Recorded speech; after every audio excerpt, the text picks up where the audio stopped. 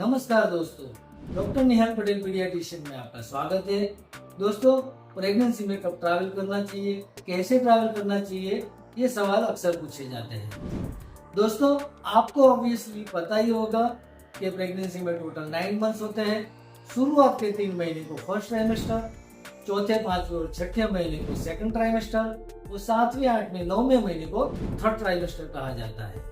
First trimester में और third trimester में सेफ्टी पर्पस के लिए डॉक्टर की तरफ से प्रेग्नेंट वुमन को ट्रैवलिंग करने के लिए हमेशा ना कहा जाता था, जबकि सेकंड ट्राइमेस्टर में मींस चौथा, पांचवा और छठे महीने में प्रेग्नेंट लेडी को ट्रैवलिंग के लिए अनुमति दी जाती है। तो इसी 3 महीने को हनीमून पीरियड ऑफ प्रेगनेंसी कहा जाता है। तो आज हम बात करेंगे प्रेगनेंसी के इस खूबसूरत समय की, हनीमून पीरियड ऑफ प्रेगनेंसी की। अक्सर लोग सोचते हैं कि प्रेगनेंसी का मतलब है कमजोरी, उल्टियां और परेशानियां, लेकिन सच्चाई यह है कि प्रेगनेंसी का दूसरा ट्राइमेस्टर यानी कि चौथा, पांचवा और छठा महीना माँ और परिवार दोनों के लिए जादुई हो सकता है। अक्सर लोग पूछते रहते हैं कि सेकंड ट्राइमेस्टर को हनीमून पीरियड ऑफ प्रेगनेंसी क्यों कहा जाता है। दोस्तों, पहले 3 महीने में प्रेग्नेंट लेडी को उल्टियां होती रहती है, उसको थकान का अनुभव होता रहता है और उसका मूड स्विंग होता रहता है। इसमें काफी सारे रिपोर्ट्स, डॉक्टर विजिट, मेडिसिन का चक्कर चालू हो जाता है और यह सभी हार्मोनल चेंजेस की वजह से होता है। इस ट्राइमेस्टर में प्रेग्नेंट लेडी को शारीरिक और सामाजिक रूप से कई लिमिटेशन आ जाते हैं। प्रेग्नेंट लेडी खुद को और परिवार को काफी सारे बंधन आ जाते हैं और परिवार का पूरा ध्यान प्रेग्नेंट लेडी पर फोकस होता है। और जैसे ही चौथा महीना शुरू होता है, प्रेग्नेंट लेडी को उल्टियां कम हो जाती है, उसकी थकान चली जाती है, वो अपने आप को खुद एनर्जेटिक फील करती है और प्रेग्नेंट लेडी अपने आप को खुश और नॉर्मल महसूस करने लगती है। इसीलिए इस समय को हनीमून पीरियड ऑफ प्रेगनेंसी कहा जाता है, क्योंकि इसी समय में प्रेग्नेंट लेडी रिलैक्स, खुश और एनर्जेटिक फील करती है। उदाहरण के तौर पर आप कल्पना कीजिए, कोई भी एक प्रेग्नेंट लेडी है, वो इनिशियली 3 मंथ्स में उल्टियां करती रहती है, उसको थकान रहती है, उसको बेचैनी रहती है और जैसे ही चौथा महीना शुरू होता है, उसकी स्माइल वापस आ जाती है, उसको भूख लगने लगती है और वो अपने आप में एनर्जेटिक फील करने लगती है और वो एक्टिव हो जाती है, वो घर के कामकाज में भी अपना हाथ बढ़ाती है। दोस्तों, अभी मैं बात करूंगा सेकंड ट्राइमेस्टर में होने वाले बदलाव की। आज मैं फर्स्ट ट्राइमेस्टर और लास्ट ट्राइमेस्टर की कुछ बात नहीं करूंगा। सेकंड ट्राइमेस्टर में तन और मन से बहुत सुंदर बदलाव होते हैं। जैसे कि शारीरिक बदलाव की बात करूं तो इस समय में उसकी उल्टियां कम होने लगती है, उसकी भूख बढ़ने लगती है, उसको बेबी बम दिखाई देता है, जिसको उसका और उसको परिवार का काफी समय से इंतजार होता है, उसका चेहरा ग्लो करने लगता है और सबसे इम्पोर्टेंट बात, इसी समय में उसको बच्चे की हलन चलन महसूस होती है।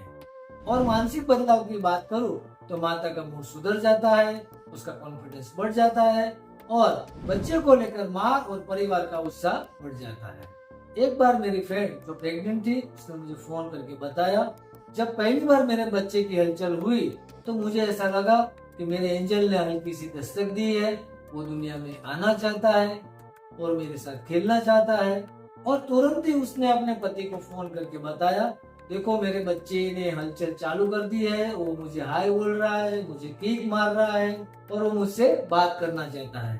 मेरी वो फ्रेंड इतनी एक्साइटेड हो चुकी थी कि उसने अपने सारे फ्रेंड्स, सारे कजिन्स, नेबर्स को फोन कर करके यह बात सबके साथ शेयर की और खुशी के मारे पूरे दिन रोती रही। कहने का मतलब यही है कि ये जो एहसास है वो हर माँ के लिए एक मेमोरी बन जाता है।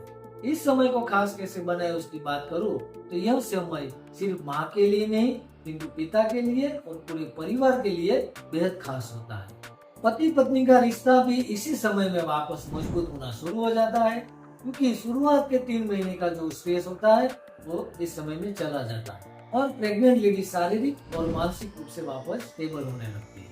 तो इस हनीमून पीरियड में पति और पत्नी को दोनों को साथ में वॉक पर जाना चाहिए, छोटी छोटी ट्रिप अरेंज करना चाहिए, अच्छे मूवी, डिनर या फ्रेंड्स के साथ गेट टुगेदर करना चाहिए, बच्चे के नामकरण की और बच्चा लड़का होगा या लड़की होगी उसके रिलेटेड इमेजिनरी बातें करनी चाहिए और एक दूसरे से दिल खोलकर ढेर सारी बातें करनी चाहिए। और प्रेग्नेंट लेडी को अपने स्वास्थ्य की देखभाल के लिए उसको फल, सब्जी, हाई प्रोटीन डाइट खाना चाहिए, उसको अच्छी तरह से लिक्विड लेना चाहिए, उसको रोज 20 से 30 मिनट तक वॉक करना चाहिए, रेगुलर मेडिटेशन करना चाहिए, अपना फेवरेट म्यूजिक सुनना चाहिए। और इमोशनल बॉन्डिंग की बात करूँ तो होने वाले माता पिता को पेट से बात करनी चाहिए। मीन्स एक दूसरे को हल्की और मजेदार कहानियां सुनानी चाहिए। बच्चे के साथ जैसे आप पेट से बात कर रहे हो वैसे बात करनी चाहिए कि कल मैं और तुम्हारे पापा तुम्हारे लिए स्वेटर लेने जा रहे हैं, तो कैसे कलर का स्वेटर लूं, लाल लूं, गुलाबी लूं, ऐसी बात करनी चाहिए। आपको क्या पसंद है, ऐसा मैं खाऊं, ऐसी बात करनी चाहिए। तो ये सब इमेजिनरी बात करने से आप जैसे बच्चों के साथ अभी से खेलने लगे हैं वैसा आपको फील होगा। और आपको ऐसा फील करना चाहिए कि बच्चा आपकी बात सुन रहा है, मुस्कुरा रहा है। आप चाहो तो अपने पति के साथ वरना कोई फैमिली मेंबर के साथ हल्के म्यूजिक में डांस कर सकते हो, जिसमें पेट में जो बच्चा है उसको भी अच्छा महसूस होगा। सो ये सब छोटी छोटी बातों से आपकी हर एक मूवमेंट मेमोरेबल बन सकती है। हालांकि हनीमून पीरियड और प्रेगनेंसी मजेदार होता है, फिर भी इसमें काफी सारी सावधानियां रखनी जरूरी है। जैसे कि थकान और स्ट्रेस से बचे, बिना डॉक्टर की सलाह के कोई भी कदम आगे न बढ़ाए, और अगर ब्लीडिंग, पेट दर्द या कोई भी असामान्य लक्षण दिखे तो तुरंत ही डॉक्टर का संपर्क करना चाहिए। छोटी ट्रैवलिंग के लिए आप कार का यूज कर सकते हो, और लंबी जर्नी हो तो ट्रेन सबसे बेस्ट ऑप्शन है। उसमें भी लोअर बर्थ का ऑप्शन गवर्नमेंट की तरफ से दिया जाता है, प्रेग्नेंट लेडी को उस पर प्रायोरिटी मिलती है। और अच्छी मेमोरी के लिए आप इसका वीडियोग्राफी और फोटोग्राफी शूट भी करवा सकते हो, फैमिली और फ्रेंड्स का टेस्टिमोनियल भी ले सकते हो, और प्रेग्नेंट लेडी की एक जो विश लिस्ट होती है उसको पूरा करने में सभी लोग मजा ले सकते हैं। तो दोस्तों, इन शॉर्ट प्रेगनेंसी का हनीमून पीरियड एक खूबसूरत यात्रा है। ये समय में माँ सबसे मजबूत और खूबसूरत महसूस करती है, और इसी दौरान पति का और फैमिली मेंबर का जो प्यार, सम्मान और रिस्पेक्ट मिलती रहे तो ये मूवमेंट उसके दिल में बस जाते हैं। तो आइए प्रेगनेंसी की इस मूवमेंट को सिर्फ मेडिकल प्रोसेस ना समझे, इसको एक इमोशनल जर्नी बनाए, इसको साथ में सेलिब्रेट कीजिए, और आने वाले बच्चे के स्वागत के लिए प्यार और खुशी से उसका इंतजार करें। Please like, share, comment and subscribe. Keep smiling and thank you.